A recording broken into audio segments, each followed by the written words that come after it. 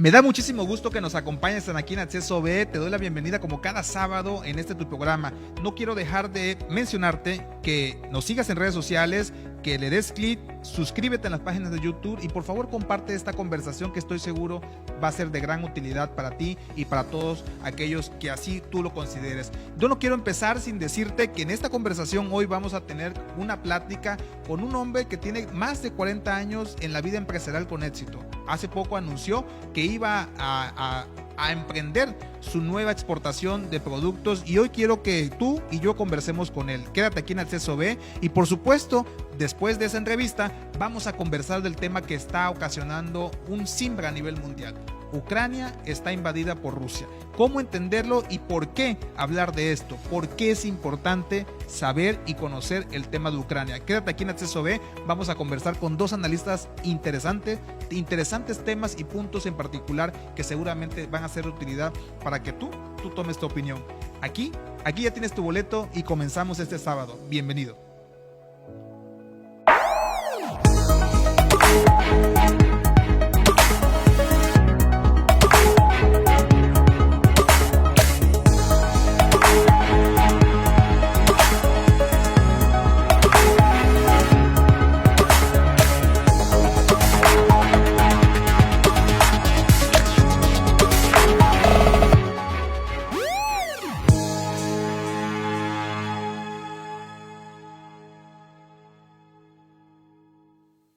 Estar en sintonía en Acceso B, te agradezco de verdad enormemente que sigas aquí en sintonía con nosotros. Mi nombre es Luis Benavides y por supuesto ya estamos en el momento que a ti te interesa, en la hora de la entrevista, y quiero decirles que dentro de una semana muy movida en donde a veces generalmente carecemos de buenas noticias, este fin de mes, esta última semana que concluye ya de febrero, pues vivimos un anuncio muy interesante a nivel estatal y por supuesto a nivel nacional y que nos llena de orgullo porque ese anuncio llevaba consigo la marca de Tabasco. Sí, así lo escuchó usted bien, la marca de Tabasco en un producto icónico del estado que lleva alrededor de 44 años al servicio de todos ustedes los tabasqueños y que seguramente más de una ocasión ha acompañado su mesa. Me refiero, por supuesto, al lanzamiento del primer embarque de charricos gourmet a Países Bajos, específicamente a Holanda. Este anuncio se llevó a cabo el 21 de febrero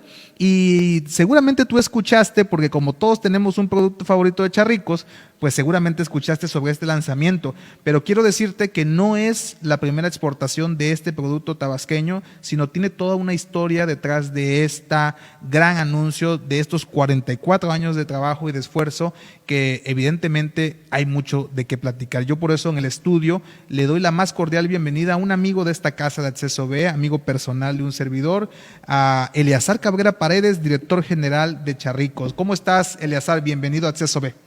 ¿Qué tal, Luis? Bien, mano, gracias, muy bien, gracias a Dios. Pues bastante contento porque a pesar de las dificultades que se han presentado a raíz de la pandemia, pues hemos sabido sortear todo ese tipo de cosas y no nos ha parado. Al contrario, los proyectos se alentaron un poco, pero afortunadamente se están dando día con día. Fíjate que eso es interesante, Eleazar. Yo te hablo con esta familiaridad y seguramente muchas veces fuera del estudio dicen, bueno, ¿por qué le habla con esa familiaridad? Pero yo desde que te conozco, yo vi a un hombre dispuesto a brindar la mano de la experiencia, de la amistad, y Gracias. Por eso esa amistad ha trascendido durante algunos años. Te conozco desde hace un buen ratito y todo eso que te conozco, pues difícilmente lo podemos hablar en todo este pequeño lapso del programa. Pero yo te quiero hacer una pregunta muy clara porque acabas de iniciar muy bien. A pesar de las dificultades, dices, a pesar de la pandemia, a pesar de las circunstancias que a veces no son tan favorables para uno, has sacado avante junto con un gran equipo y tu familia este producto Gracias. Tan grande como es Charricos. Pero ¿cómo va a hacerle, Eleazar? ¿Cómo hacerle para que este producto que inició en la casa, en tu casa de tus padres, en trabajo entre familia, entre tus hermanos, entre tus padres, de forma artesanal, vendiéndolo casa por casa, que tú me platicabas en otro momento que decía que tu familia tenía que salir desde muy temprano para vender el producto casa por casa? ¿Cómo hacer que ese producto artesanal llegue hoy a aparadores a nivel internacional en empaques de calidad, como una bandera de lo que está hecho en México está bien hecho, y por supuesto en Tabasco ni se diga. ¿Cómo llegar a ese grado, Eleazar? Mira, claro que sí, mira. Yo quisiera hacer una acotación al respecto. Sí empezamos como empresa familiar. De hecho, la empresa se divide en la historia en 3 partes. La primera, cuando don Israel Cabrera, mi padre, compra las maquinitas para hacer charritos. Él era un comerciante bastante exitoso en ese tiempo, tenía sus barcos, sus chalanes, remolcadores, donde transportaba mercancía de frontera hasta Salto de Agua, Chiapas, por toda la Vega del Río. Era el negocio de antes, ahí era barco de cabotaje y de transporte de personas. Sí, muere mi padre y se viene abajo todo el negocio, y ya queda la otra etapa, empieza cuando doña Ada Paredes Narváez, o Paredes, viuda de Cabrera, queda al frente de la familia, y ya empieza, es la otra etapa, la segunda etapa, porque ya todo acá hay economía que existía cuando mi padre estaba en vida, se vino abajo debido a muchas circunstancias, ¿no? Y la última que nos pegó fue el ciclón Brenda, que las embarcaciones de mi papá, una la varó en el arroyo Polo, ¿sí? Otra quedó varada ahí frente de frontera por la cuestión de los vientos y del ciclón, y otra allá por Ciudad Pemex, por el Bayo. Entonces fue el acabose del negocio, fue el tiro de gracia del negocio de mi papá, y bueno, pues nos quedamos, lo único que nos quedaba a la familia eran las máquinas para fabricar los charritos. Y que no era el principal producto, por así decirlo, que era lo que tu papá vendía, ¿no? Así es, no, era, mi papá agarraba de hobby. Recuerdo, no sé, hasta ahorita, como lo he platicado con mis hermanos, no sé por qué razón mi papá se compró las maquinitas de charritos, y en qué estaba pensando cuando él de comerciante se quiere volver industrial, ¿no? Porque era una pequeña microindustria, pero al final era una industria, ¿no? Una microindustria. Pero él la agarraba de hobby, llegaba de viaje, contrataba recuerdo, a un panadero y a un señor que freía, hacía sus productos en bolsas grandes de kilo y se las llevaba a su barco. Yo nunca lo vi que ni siquiera se batiera la mano de harina, porque era un personaje de esos comerciantes que siempre era el negocio, ¿no? Era sí, atento al negocio. andaba bien vestidito toda la vida, bien arreglado, perfumado, pero eso le gustó y lo mandaba a hacer. Muere y coincidentemente lo único que había eran los charritos, y bueno, Y a ahí- mi madre y nos ahí obliga, fue tu mamá. a saliendo de la escuela a fabricar los charritos. Entonces contrataba a una persona que freía, porque era la parte más pesada. Todos los trabajos eran manuales, desde hacer la masa, una masa muy dura, una masa, los que saben de panadería y que nos están escuchando, digo, aprovecho para saludar, a darte las gracias por el espacio, Benavides, y darle las gracias a tu público, los radioescuchas, No, muchas gracias. sí, que están viéndonos, y muchas gracias, porque de seguro son parte de la gente que ha preferido la marca Charricos, y que gracias a ustedes, los consumidores, pues estamos en el mercado y seguimos creciendo. Sí, siguiendo con la historia, entonces mi madre prácticamente nos obligaba, porque cuando estamos chamacos difícilmente vamos a tomar la iniciativa de irnos a trabajar. Sí, ¿no? me acuerdo que, como decías, ¿no? En el caso de tu padre, que no se imaginaba cómo iba a llegar esa maquinita a ser lo que es hoy, a lo mejor sí se lo imaginaba, pero no se los contó. Ustedes como jóvenes o como adolescentes, pues mucho menos, ¿no? Se Claro. veían lo que hoy tienen, ¿no? Por Claro que alguna sí, razón. claro que sí. Sí, entonces, saliendo de la escuela todos los días para fabricar charritos. Y yo era el vendedor porque soy el varón, el más grande. La mayor era mi hermana, es mi hermana Leticia Cabrera Paredes, que le mando un fuerte abrazo y un beso, igual que mi hermana Gregoria Cabrera. Son 4, bueno, eran sí, 4, ¿no? Porque éramos 4 porque mi hermano Héctor, que es el más chico de la familia, o era el más chico, pues ya falleció. Pues esa fue la segunda etapa. Luego mi hermana se recibe de maestra normalista, empieza a trabajar, yo me voy a trabajar en la Marina y resulta que pues ya dejamos de hacer los charritos porque empezamos a meter la economía entre mi hermana Leticia y un servidor a la casa. Mis hermanos, mi hermana Goyi y mi hermano Héctor estaban todavía muy chicos, ¿no? Entonces, yo estando en la Marina me di cuenta que era un trabajo muy bonito, me gustaba. Yo fui radiooperador de comunicaciones navales, radiotelegrafista, perdón. Y sí me gustaba muchísimo. De hecho, hay un grupo de amigos telegrafistas y radiooperadores que nos comunicamos por Morse. Y es muy bonito. Siempre he dicho que el Morse como que agiliza la mente, ¿no? Como que conecta las neuronas permanentemente, ¿no? Entonces, me encanta el Morse y navegar, pues también chamaco navegando, pues era una cosa fantástica. Se combinaban cosas para que la te edad gustaban, que yo ¿no? tenía, sí. Además de que desde muy joven yo entré de cabo de comunicaciones y al año era yo tercer maestre, al año ya era segundo maestre, ya era yo prácticamente tenía la responsabilidad de una estación de radio, de una patrulla, de una radiopatrulla. Imagínate. Entonces, pues la llevaba bien en la carrera, pero yo dije, no, yo estaba acostumbrado a otra cosa ya después a la comercialización, ¿no? Yo estaba acostumbrado al comercio, estaba acostumbrado a levantarme temprano y con el dicho de que el que madruga Dios lo ayuda, ¿no? Y ese tipo de cosas que me indujeron mis padres. Entonces, pues yo dije, no, yo necesito un negocio. Y regreso a Frontera de base y bueno, dije, aquí tengo que poner un negocio. Tan a mano un amigo, Ángel Magaña, hijo de la maestra Ángela Magaña de Frontera, a los cuales le mando un fuerte abrazo y saludo. Ángel Lutría Magaña me pregunta por la maquinita de hacer los charritos. Dije, hombre, los charritos. Y de ahí ya empiezo la investigación y en el 78 empiezo ya a elaborar los primeros charritos, sí, que son las botanitas infladitas, esponjaditas, sí.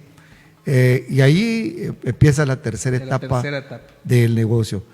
Claro, con la experiencia que habíamos sufrido la familia, de haber tenido una economía solvente, después de quedarnos ya sin solvencia, yo creo que la necesidad de recuperar el estatus ese, pues creo que fue una de los motivantes, lo que me motivó a trabajar desde muy, muy temprana edad, porque yo era un chamaco, ¿sí? Y desde que arranco con la idea de que la empresa no fuera nada más una empresa, que fuera una escuela. Algo de formación. Que fuera una escuela donde cada quien todos los días aprendiéramos algo. Fíjate que ahorita que escucho la tercera etapa, quizá valdría la pena mencionar, y que tú lo platicabas fuera del aire también, era que recuperar esa solvencia, quizá económica, pero aunado con una solvencia moral que tu familia te heredó. Así es. ¿No? Porque al final me platicabas en otro momento cómo había gente en el camino de tu recorrido que te dio la confianza y te brindó la mano, o más que la mano, ¿no? Te abrió las puertas para poder hacer muchas cosas más para crecer tu negocio, tu empresa, una empresa que ahora ya me comentas que es formadora, y que eso pues es gracias al legado que tus padres, ¿no? Sí, tenían. Claro. Eso, de hecho, yo inicialmente decía que yo había empezado de cero, hasta que un amigo me hizo el favor de de aclarar. Me dice, tú no empezaste de cero, tú no sabes lo que es empezar de cero. Tú empezaste con las maquinitas que te las dejó tu papá. Empezaste con un respaldo que tu papá te dio, moral. Y desde entonces dije, no empecé de cero.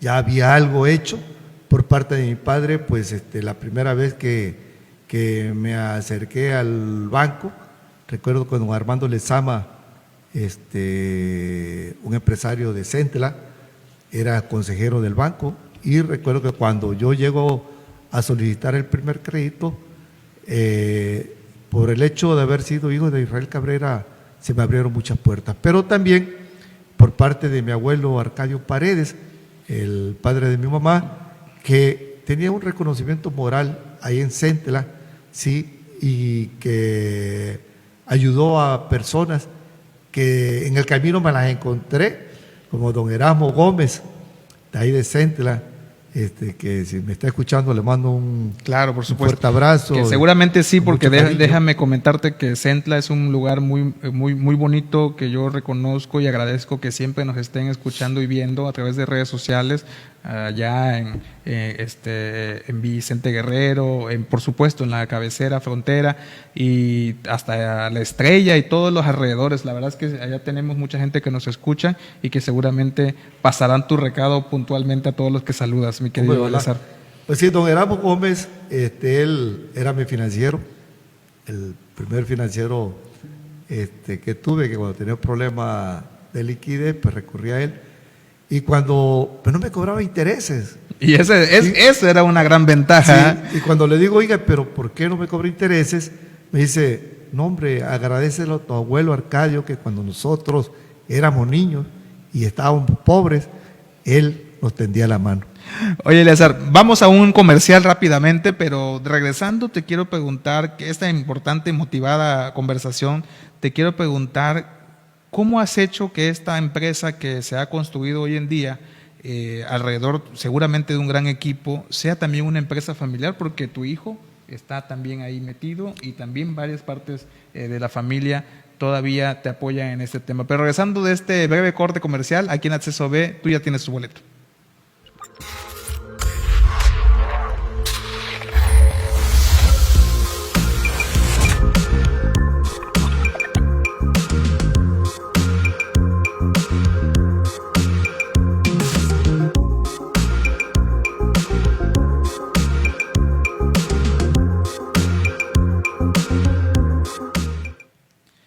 Seguimos en Acceso B, les agradezco a todos los que nos envían un saludo, por supuesto, a todos los que comparten la conversación. De verdad, nos da muchísimo gusto que estemos llegando hasta los rincones más lejanos de Tabasco y, por supuesto, del país.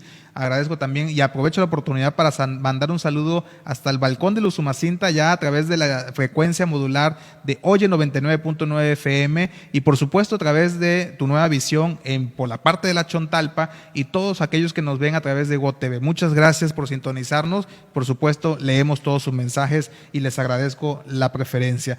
Nos fuimos al corte comercial, pero antes le preguntábamos a don Eleazar cómo era que esto iba evolucionando. Hoy en día, Charricos, una empresa que exporta a nivel internacional, pues evidentemente cuenta con un respaldo de un gran equipo, que dentro de ese equipo hay parte de tu familia también, ¿verdad? Claro que sí.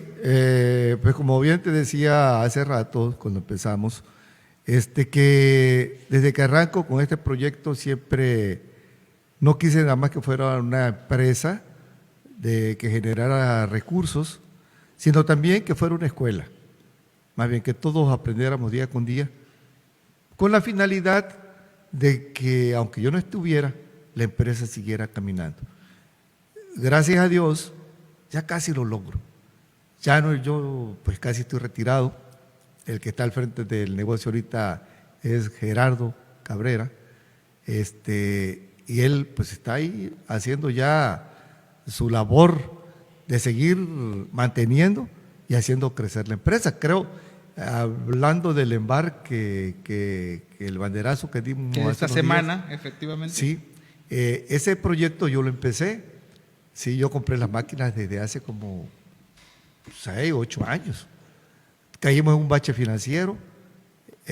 Gerardo, ya entra Gerardo y él termina de concluir. De hecho, Gerardo, gracias a la visión también que este muchacho tiene, pues ya se concluye este embarque de productos gourmet a los países de Holanda. Y que exporta o exportará, o más bien ya está exportando, porque fue el primer embarque, cerca de 32.472 piezas de latas de hojuelas de plátano en sus 3 diferentes sabores gourmet. Esa forma de hacer que el producto se convierta en un producto gourmet y que ese producto llegue a otros lugares tan importantes, pues sí, tiene una visión muy importante y muy a destacar, ¿no? Sí, normalmente cuando empezamos las exportaciones, que las suspendimos a raíz del bache que tuvimos, cuando empezamos las exportaciones, uno de los calentamientos de cabeza era la vida de anaquel. 6 meses de vida de anaquel no son suficientes para ir a otras partes del mundo, a otras latitudes.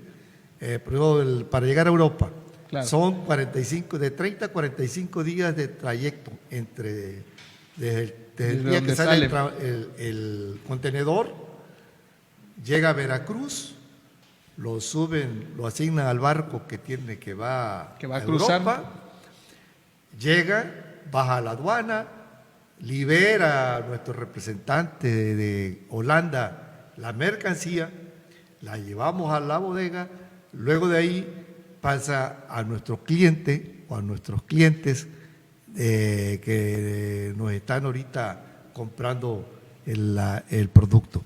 Entonces eso se lleva casi 2 meses, claro, desde que sale hasta que llega, ¿no? Y 2 meses, nos quedan 4, mientras llega el producto. Allá los clientes son muy exigentes, claro, no podemos estar ya producto de 2 meses, con 2 meses caducidad, ya no lo compra la gente. Entonces, por esa razón empezamos a trabajar desde ese tiempo, viendo cómo podíamos nosotros tener un producto que lo pudiéramos mandar con toda confianza a cualquier parte del mundo, y que el que lo comiera de aquel lado o de cualquier lado estuviera la frescura, la calidad del producto. Sí, y que fuera eso la importancia, o más bien creo yo que esa es la importancia de que el producto se siga vendiendo, porque al momento que tu cliente, aquel País Bajo, lo pruebe y diga qué delicioso está, estoy comiendo algo que viene de un lugar muy rico como es Tabasco, pues que lo siga adquiriendo con el paso del tiempo, ¿no? Sí, claro, hace una presencia de la marca. Claro. Y bueno, don Eleazar, estamos ya en el segundo bloque de esta gran conversación. Yo sé que es muy difícil poder hablar de todo, pero con esta experiencia que tú tienes, con esta experiencia de lo que has vivido ya en 44 años de existencia de esta empresa de calidad y esta empresa exitosa, yo te pregunto, ¿pueden los tabasqueños ser tan exitosos como tú y tu equipo de trabajo? Es decir, ¿hay emprendedores en el estado? ¿Y qué podrías decirle tú a esos emprendedores que hoy quizás te están escuchando y dirán en su cabeza, yo puedo hacer esto porque tengo esta idea, pero quizás no hacen esa parte que es accionar? ¿Qué les dirías tú a ellos que te están escuchando con estos 44 años de gran experiencia y pues por supuesto de resultados, aunque a veces difíciles, pero resultados positivos? Claro que sí. Si yo les diría a la gente joven, a los emprendedores, primero que no dejen de soñar.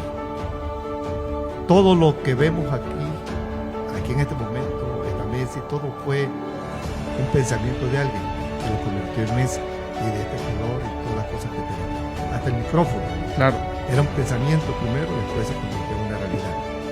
¿Qué convierte los pensamientos, los sueños en realidad? La constancia, la fe en Dios, la fe en nosotros mismos, el positivismo que puede existir en nosotros. Si nosotros queremos que nos sucedan cosas buenas, tenemos que pensar permanentemente en cosas buenas. Una manera de medir si nos puede ir bien, nos puede ir mal, está qué tanto pensamos en lo que queremos, qué tanta fe tenemos, cuántas veces pensamos o nos acordamos de que lo que queremos se encuentra a tanta distancia, ¿sí? Y la otra es la constancia. Tenemos que ser constantes. Nosotros operar todos los días, eso, la constancia nos permite experiencia. Es cierto que de repente caemos en baches, los hemos tenido, nosotros hemos caído y nos hemos levantado durante los 40 años, pero jamás hemos claudicado, jamás, ni hemos pensado eso siquiera. Jamás renunciar. Jamás renunciar al sueño. Y en ese sentido, don Eleazar, muchas veces decimos, hay fuga de cerebros, muchas veces leemos y vemos a tabasqueños triunfar en otro país, en otro estado. Dicen que de ahí, ¿no? Dice el famoso refrán, nadie es profeta en su tierra, tú eres la excepción, porque bueno, no es la excepción, pero tú rompes esa regla porque pues tú eres de frontera, de Centla, y bueno, y tu empresa nació ahí, ahí se originó, nació ahí y creció a lo que es hoy. Pues tú apostaste por Tabasco, pues. O sea, a eso me refiero. Tú apostaste por Tabasco y dijiste, no, yo me quedo y voy a construir lo que sea que vaya a construir, lo voy a construir aquí. Y así fue. Sí, claro. Creo que debemos de tener, en una ocasión una niña de una escuela me dijo, usted no soñó nunca de tener lo que tiene. Le digo, no creas, yo soñé tener algo más grande, pero quizás por la falta de preparación, cometí muchos errores. Sí, porque al final... Somos seres humanos, ¿no? No, y además que cuando arranco me tocó la devaluación, todas las devaluaciones me tocaron. Bueno, eso te iba yo a decir, de esos 44 años que estamos platicando, pues realmente México ha vivido baches demasiado fuertes, pues, ¿no? Cuando yo arrancó, todavía agarro el dólar, creo que como a 14 pesos. El dólar, 14 pesos. Ahorita el dólar cuesta 20,000 pesos. Que es una cosa espantosísima, sí, la devaluación que hemos tenido. Entonces, muchas veces no supe sortear como debió haber sido, y un mole, quedaba yo, pero sí, tenía mi bodega llena de materias primas, y a los 3 meses ya, oye, ¿qué se hizo la materia prima? Por cierto, acabas de mencionar algo interesante, yo te veo recorrer municipio por municipio el estado de Tabasco, visualizando, trabajando, platicando con la gente, y eso se traduce en esta pregunta. ¿Tu producto es con materia prima tabasqueña? Solamente la harina de trigo. Okay. Sí, es la que traemos de Puebla. Pero todo la yuca, el maíz. De hecho, tenemos un programa ahorita que a raíz de la pandemia se originó, ¿no? Se originó. Sí, fíjate, que una dificultad o crea una oportunidad, ¿no? Sí, claro, se llama Alianza Productiva, que no es otra cosa, una cosa muy sencilla, es aportar la economía a los productores que no la tienen. ¿Cómo? A base del trabajo de la tierra, proporcionarles la semilla, los fertilizantes orgánicos, para que después que venga la cosecha, nosotros les compramos, claro que se garantiza desde la firma del convenio. Todo el proceso que lleva hasta el producto final, ¿no? Hasta tener el producto ya, como bien dice el final, un precio de garantía.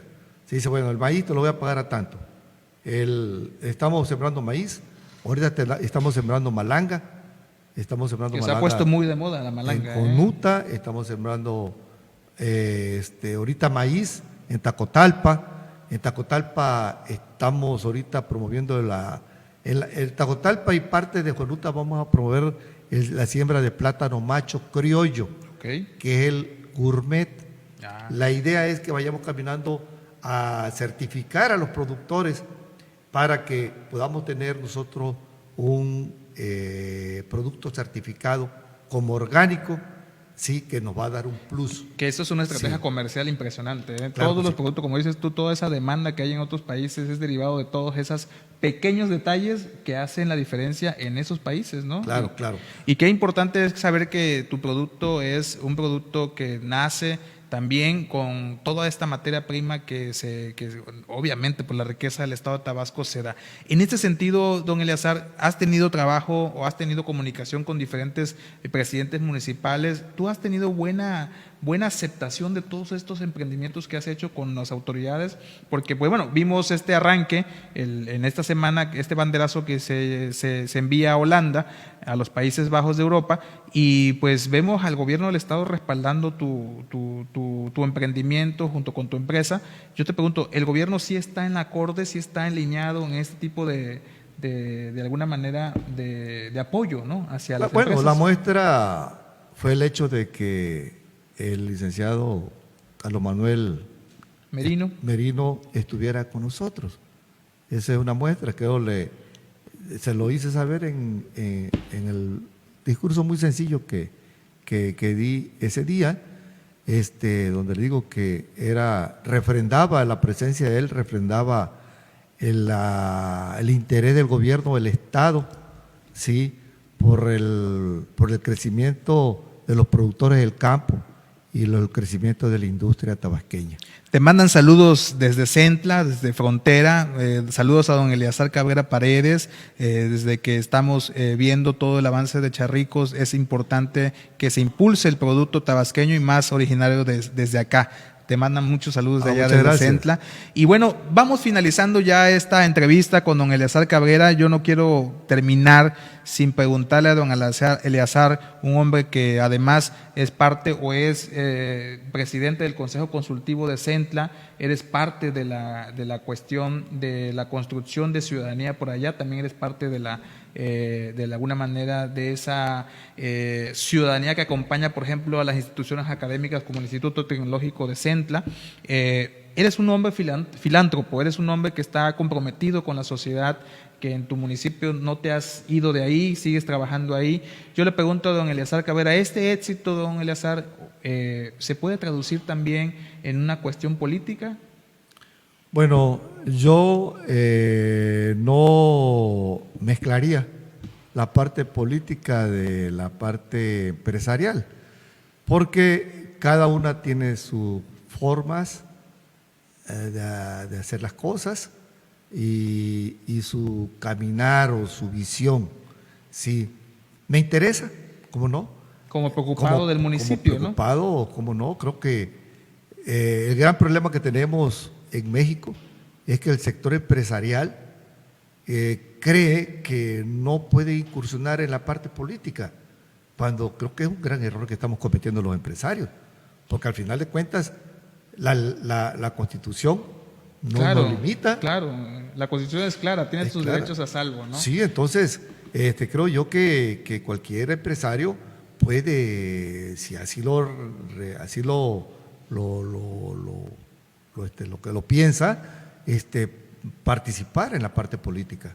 Y creo que es respetable, o sea, pero la parte empresarial es totalmente diferente, ¿no? Diferente. Aquí si nosotros decimos que vamos a dar 100 toneladas de maíz a unos productores, que porque ya tenemos las 100 toneladas. Claro. Sí, entonces en la otra parte no, es un poquito distinto. Aquí nosotros como empresarios no podemos andar jugando con nuestro dinero.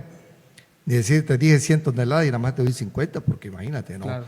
Aquí son 100 y me tienes que entregar tanto. Y es negocio. La parte empresarial es negocio.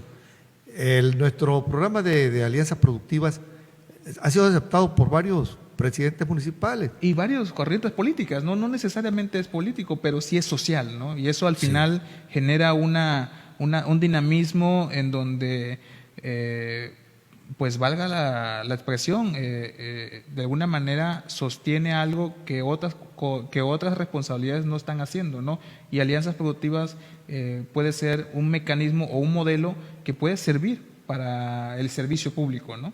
Bueno, si así lo quisieran retomar, sí, porque Alianza Productiva es un programa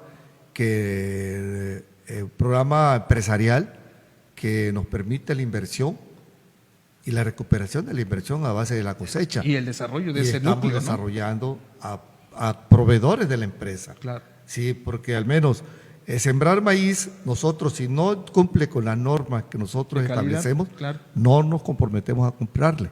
Ellos tienen que usar los fertilizantes que nosotros les indiquemos, igual que para la siembra de malanga, para la siembra de yuca. Estamos por traer yuca in vitro de Costa Rica, ¿sí? Para empezar a sembrar nuevamente en Centla, pero es una especie que era de Tabasco, se la llevaron los de Costa Rica. Allá se desarrolló y ahora está desarrollada, ahorita la vamos a traer nosotros. Pero la idea es invertir en el campo. ¿Para qué? Para darle jugada a nuestros paisanos. Porque puedo traer maíz de Canadá, a lo mejor está más barato, pero ¿cómo genero economía en mi pueblo, Claro. en Tabasco? Como desarrollo. ¿Cómo desarrollo? Don Sí. Eleazar Cabrera Paredes, director general de Charricos, me da muchísimo gusto que me hayas acompañado por primera vez en Acceso B, en este programa que ya lleva casi 2 años de transmisión. Te agradezco muchísimo que estés aquí, te deseo el mayor de los éxitos. Gracias. Sé que Charricos es una empresa que no va a ser 44 años nada más. Estoy seguro que el legado que tú bien tuviste formar a estas personas que también te están ayudando a dirigir esta gran empresa, los va a llevar a muchos, muchos años más y seguramente a otras latitudes del mundo. Te agradezco que estés aquí. Les invito a que lo sigan en sus redes sociales. Es un hombre muy dinámico en redes sociales y pues espero que en la próxima visita podamos platicar de, por cierto, cómo ves el desarrollo rumbo al futuro del estado de Tabasco y por qué es importante que más allá de las ideologías la gente sí se involucre en política. Me gustaría que platicáramos de eso más adelante, Claro porque que es sí. importante. Creo que sí, cuando gustes, vengo al programa. Yo también quiero agradecerte a ti, a todos tus radioescuchas, televidentes, ¿no? Así es, televidentes, radioescuchas de redes sociales, nos ven y nos que escuchan. están al tanto de tus importantes temas. Pues muchas gracias, agradecerte a ti, a ellos y agradecerle a todo el mundo y sobre todo agradecerle a Dios que nos permite nos ha permitido estar este espacio aquí contigo. Muchas gracias. Y quedo a la orden, los temas que tú consideres, venimos y los platicamos. Don Eleazar Cabrera, originario de Centla, Tabasco, muchas gracias por estar aquí. En Acceso B tienen su casa y por supuesto tienen los temas que a ustedes les interesan. No se vayan, seguimos aquí en donde ustedes ya tienen su boleto.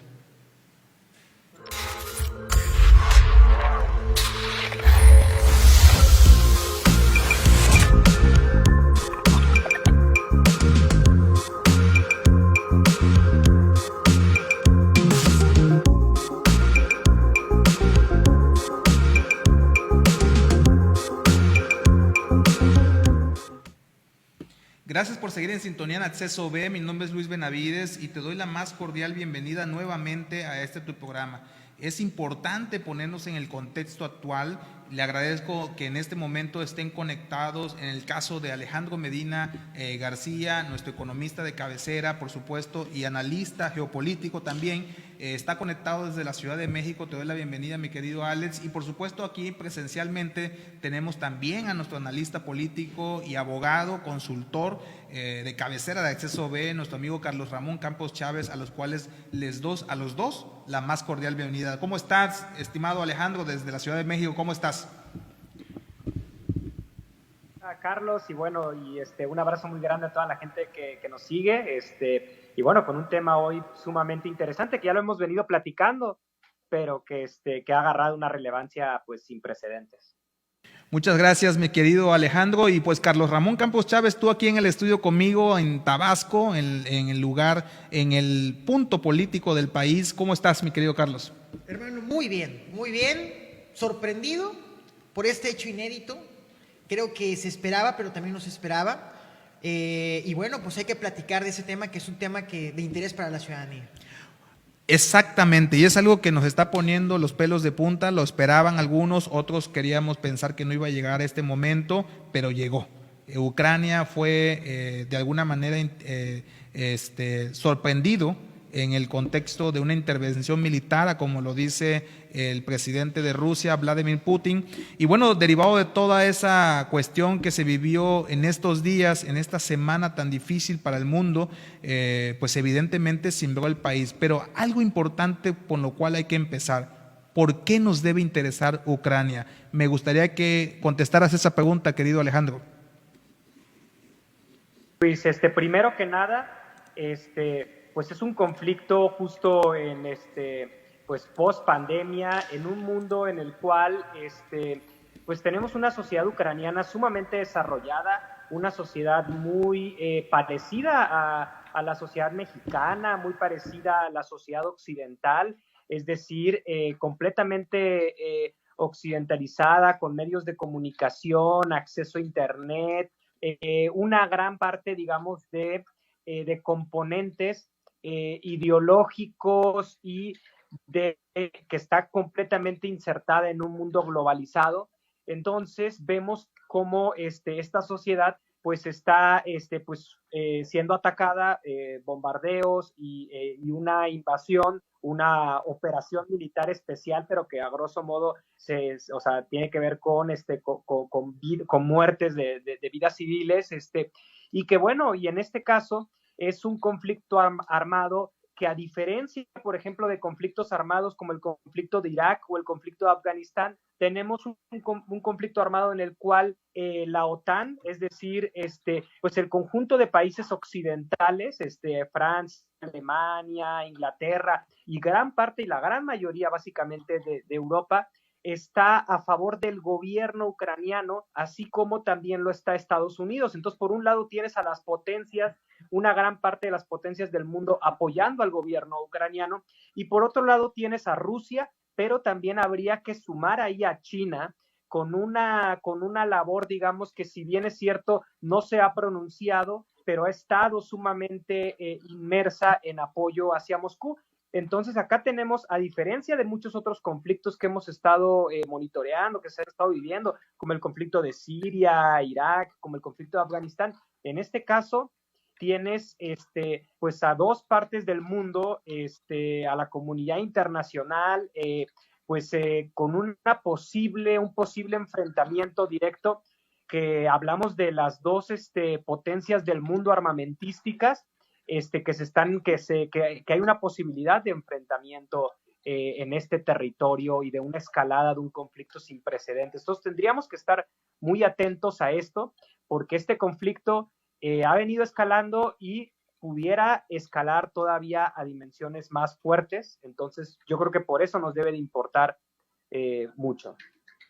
Ok, mi querido Alejandro García Medina, pues precisamente en ese tema de sorprendernos, pues ya nos sorprendieron. Y mi querido Carlos Ramón Campos Chávez, ¿por qué nos debe interesar Ucrania? Hace unas horas, el mundo cambió. El mundo ya es otro. Se está configurando un nuevo mundo. Una vez que inició el COVID-19, aquí lo hemos platicado, varias estructuras se empezaron a mover. Pero este hecho que vimos hace unas horas...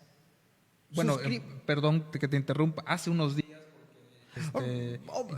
es importante que la gente sepa que el programa de este análisis, esta pequeña cápsula especial que estamos hablando de Ucrania, se filmó días antes de este sábado, por lo cual es importante que pues de alguna manera nos pongamos en ese contexto. Claro. Retomando la pregunta, ¿por qué nos debe de importar Ucrania? Nos debe de importar técnicamente porque el mundo está cambiando, y a partir de esta decisión unilateral con el Consejo de Seguridad de la Federación Rusa, no Consejo de Seguridad de Naciones Unidas, el mundo tornó a un rumbo distinto. Esta decisión se podrá discutir si es una invasión o no. Para mí, en lo personal, técnicamente es una invasión. Sí, no hay un ejército entrando directamente, pero el simple hecho, hay un bombardeo aéreo, hay bombardeos a zonas estratégicas del ejército militar ucraniano, y tomar las zonas separatistas en la parte este de Ucrania, hay que irnos al 2014 para entender el tema de Crimea, porque esta situación, para entenderla, hay que revisar la historia. 35 años atrás, cuando cae la URSS, y se crea Ucrania en 1991, y posteriormente los acuerdos entre la OTAN y Rusia, donde una condición clara, que fue donde Putin le dijo al Occidente, Occidente es OTAN y Estados Unidos, les dijo: no queremos que los países que formaron parte de la Unión Soviética formen parte de esta alianza, pero déjense eso, que no queremos bases militares que amenacen nuestra seguridad nacional. ¿Por qué nos debe de importar Ucrania, el conflicto entre Ucrania y Rusia? Porque estamos dentro de un cataclismo pandémico económico que no ha terminado.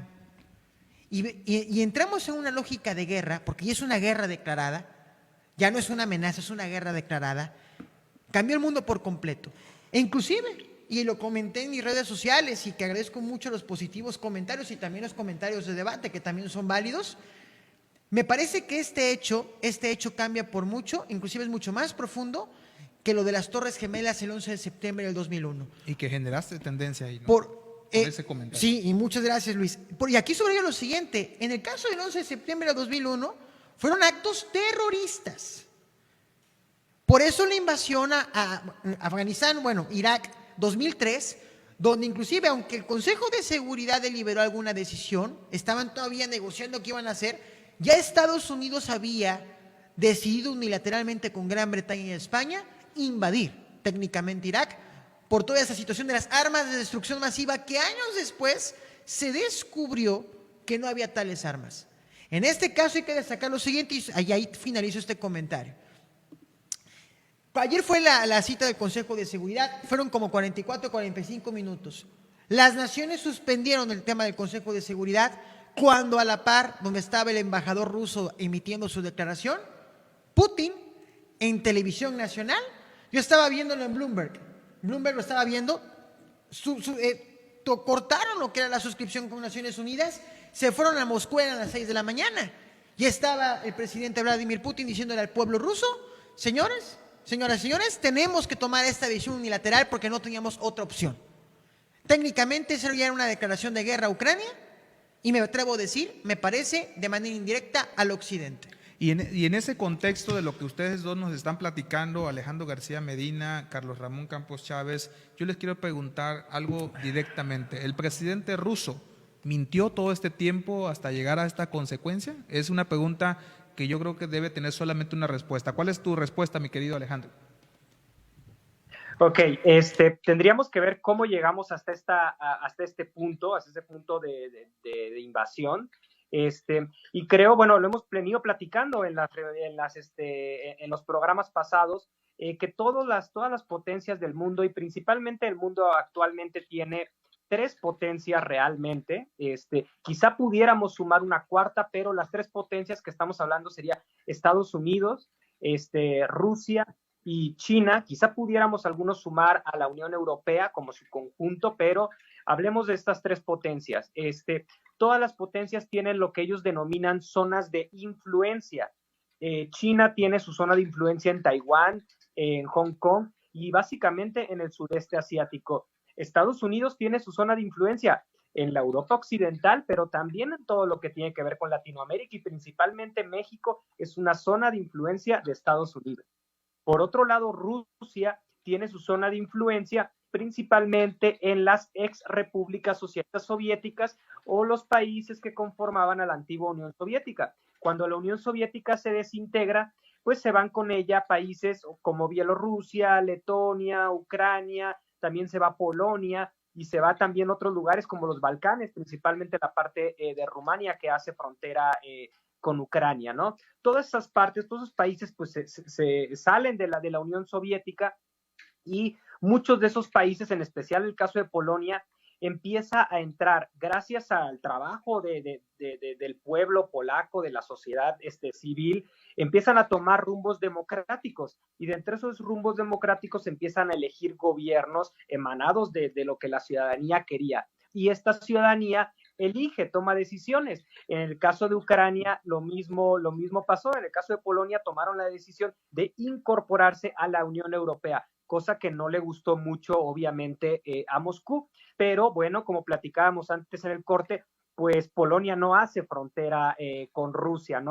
Ahora, en el caso de Ucrania, recordemos que en la crisis del 2013, en lo que se le denomina la Revolución de la Dignidad, se depone al presidente prorruso Yanukovych, se depone a este presidente y se convocan a elecciones y gana el nuevo presidente que actualmente pues está liderando Ucrania, gana las elecciones y este presidente tiene un corte más alineado hacia estar en la Unión Europea. Pero la población ucraniana pues está dividida, viendo sondeos, básicamente el 37.8% tiempo del 2013 preferían una asociación con Europa, mientras que el 33% de los ucranianos quería una asociación con Rusia, ¿no? Entonces ahí tenemos a un país sumamente dividido, que por otro lado tiene secciones separatistas prorrusas. Entonces, ante todo este contexto, Rusia ha estado intentando que vuelvan presidentes prorrusos afines a la agenda de Moscú al poder en Ucrania para que Ucrania no se sume a la OTAN, no se sume a la Unión Europea.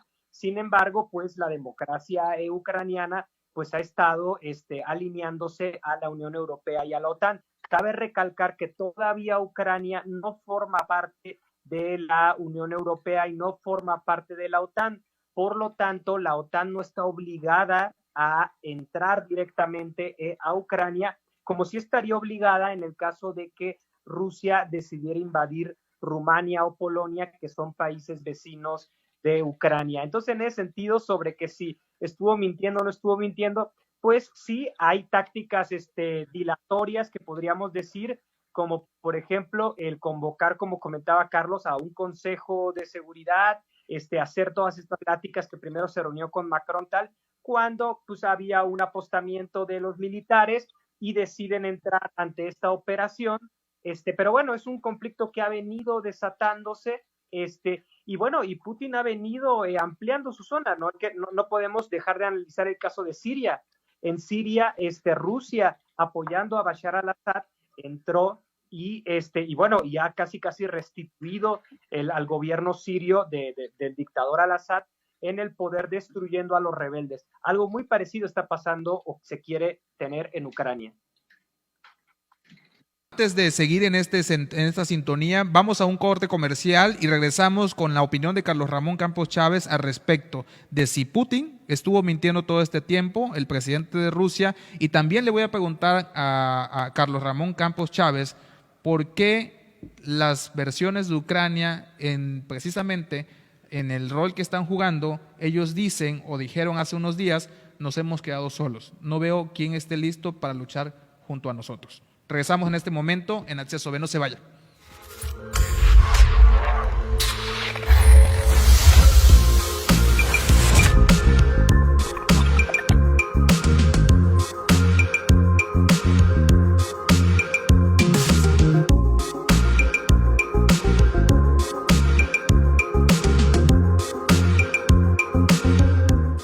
Gracias por seguir en sintonía con Acceso B. Nos estamos recibiendo los mensajes. Muchas gracias a todos que nos ven, nos escuchan a través de las redes sociales, a través de los canales de televisión y por supuesto a través de la frecuencia modular de radio. Y Carlos, nos fuimos al corte comercial, te toca esta intervención.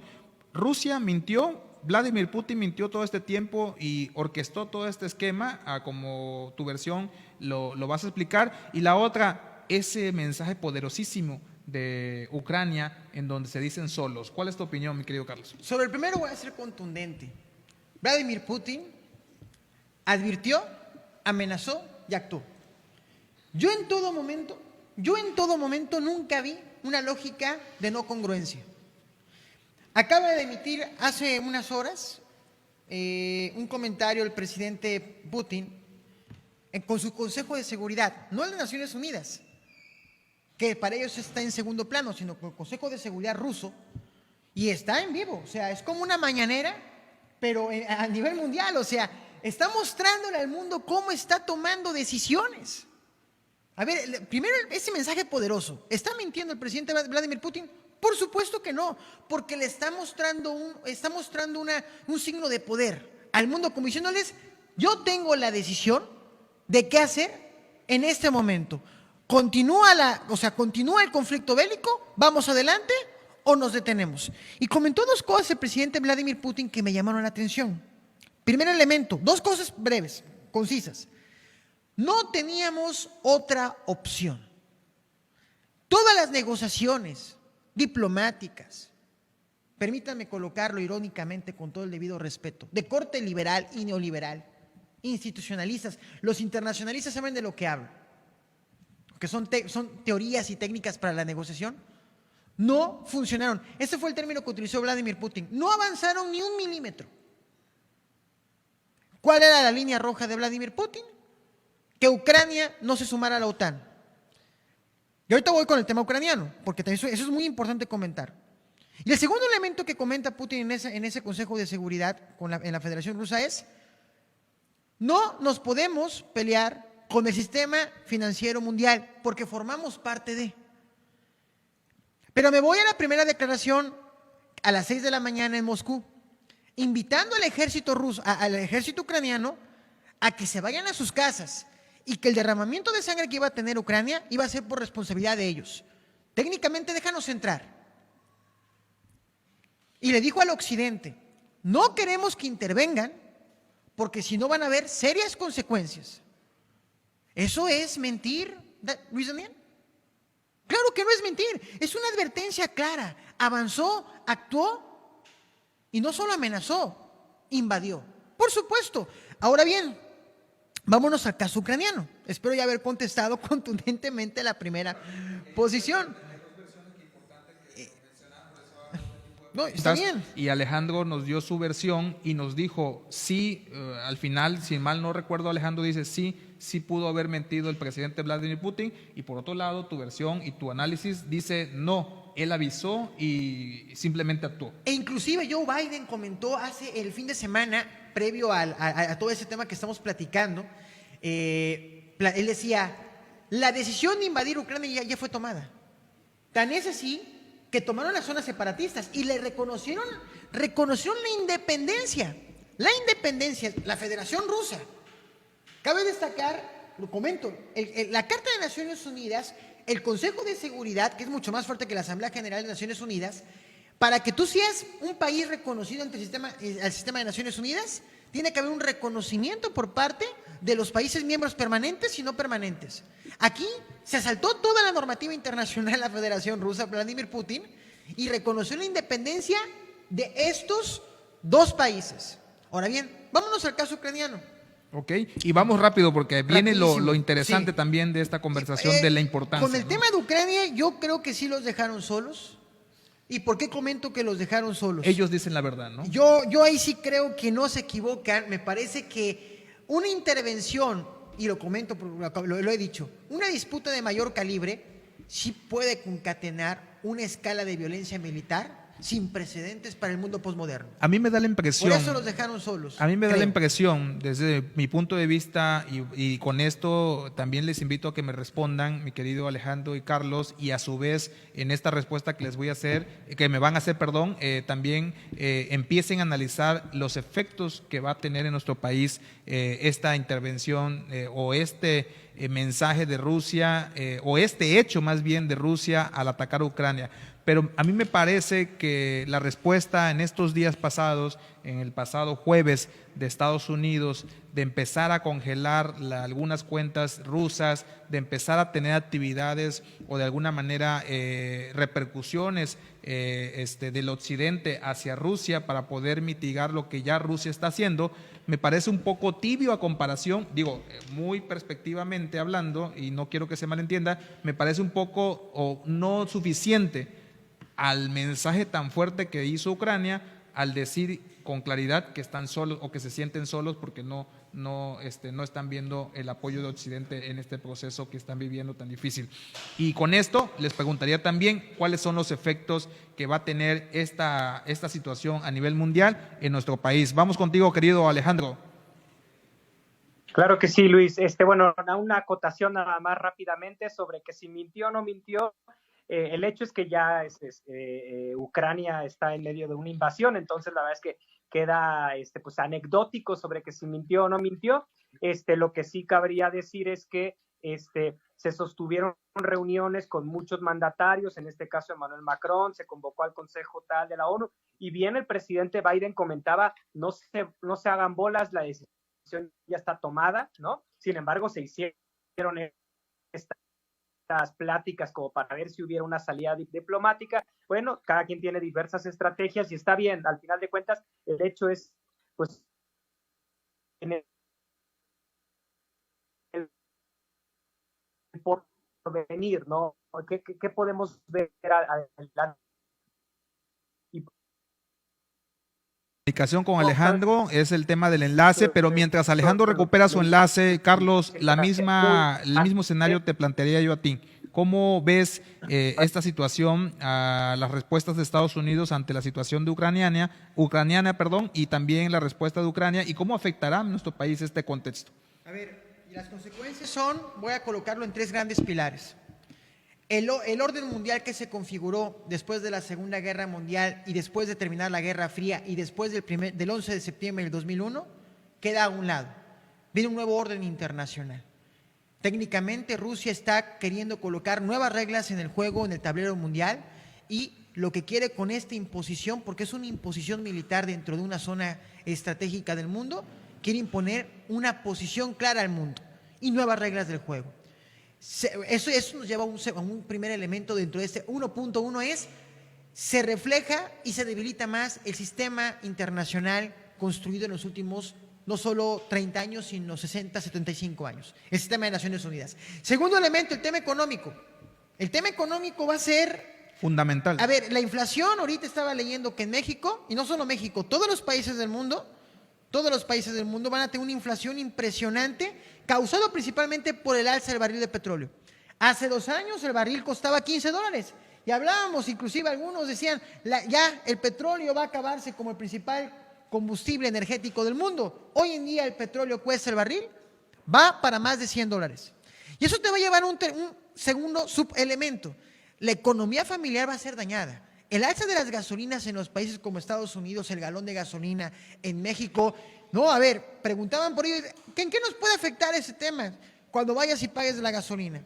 Hoy, por cierto, el presidente, bueno, hace unas horas, días, comentó el presidente claramente que iban a tomar medidas fiscales por el tema para poder solventar esta situación y no desequilibre la economía nacional, porque viene un alza impresionante.